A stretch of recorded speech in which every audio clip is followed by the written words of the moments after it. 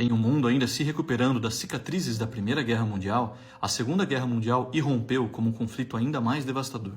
Em uma verdadeira luta pela sobrevivência e ideologia, o mundo testemunhou batalhas brutais e crimes horrendos contra a humanidade. Durante esse período, um jovem lutador sabia que tinha de fazer algo a respeito, e com o sentimento de dever em ajudar os mais fracos, ele se provou uma força opositora a ser reconhecida. Algo grandioso estava para nascer.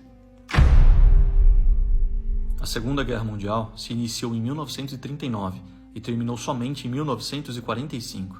Durante esse período, milhões de pessoas perderam suas vidas enquanto batalhavam nas trincheiras. Porém, o número de civis que tiveram suas vidas ceifadas beira o inacreditável. Dentre diversas causas relacionadas à morte de civis, como bombardeios às cidades, fome e doença, há uma causa em específico que se destacou das demais atrocidades. Um movimento antissemita emergiu junto da Segunda Guerra Mundial. Sendo assim, uma verdadeira caça às bruxas se iniciou contra o povo judeu, levando a Segunda Guerra a um outro patamar de terror. Foi com essa sensação de insegurança e fragilidade do povo judeu que um homem chamado Imi Lichtenfeld viu a crescente onda de violência antissemita aumentar em sua cidade, Bratislava.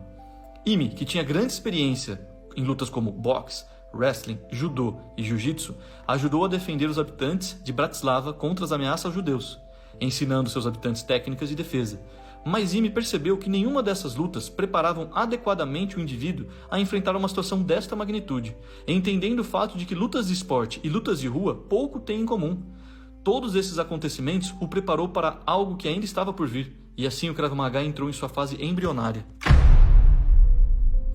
Imi Lichtenfeld deixou sua cidade natal em 1940 e nos anos que se seguiram, Imi lutou contra as forças nazistas em grupos e brigadas aliadas ao exército britânico. Em 1942, Imi migrou para o território que hoje conhecemos como Israel.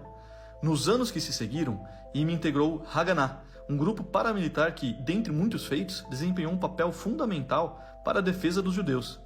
Foi justamente nesse período que Imi ficou encarregado da preparação física e de luta corpo a corpo dos integrantes do Haganah. E foi nessa época, aplicando seus conhecimentos no Haganah, que Imi começou a desenvolver uma nova técnica de luta, uma técnica rápida e eficiente, focada na dura e cruel realidade das ruas. O Krav Maga havia nascido, mas ele ainda não tinha um nome oficial, e ainda estava se desenvolvendo e crescendo, e em breve iria se tornar o Krav Maga que conhecemos hoje. A Segunda Guerra Mundial havia acabado. Alguns anos depois, Imi se tornou instrutor-chefe das Forças de Defesa de Israel. Neste período, Imi continuou seu trabalho no preparo físico das forças israelenses, bem como nos ensinamentos voltados à defesa pessoal. Os conjuntos de técnica haviam sido completamente aprimorados, tendo se tornado o Krav Maga, uma arte marcial israelense para defesa pessoal completa. Em 1964, Imi se aposentou das Forças de Defesa de Israel, dando início a uma nova jornada. Imi criou 2 dojos em Israel no ano de 1967 para ensinar o Krav Maga para civis. E essa se tornou sua missão até o fim de sua vida, em 1998.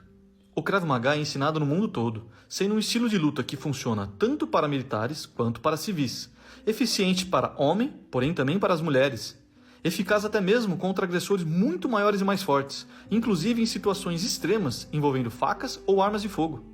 O Krav Maga é comprovadamente eficaz, apesar de ser mais recente.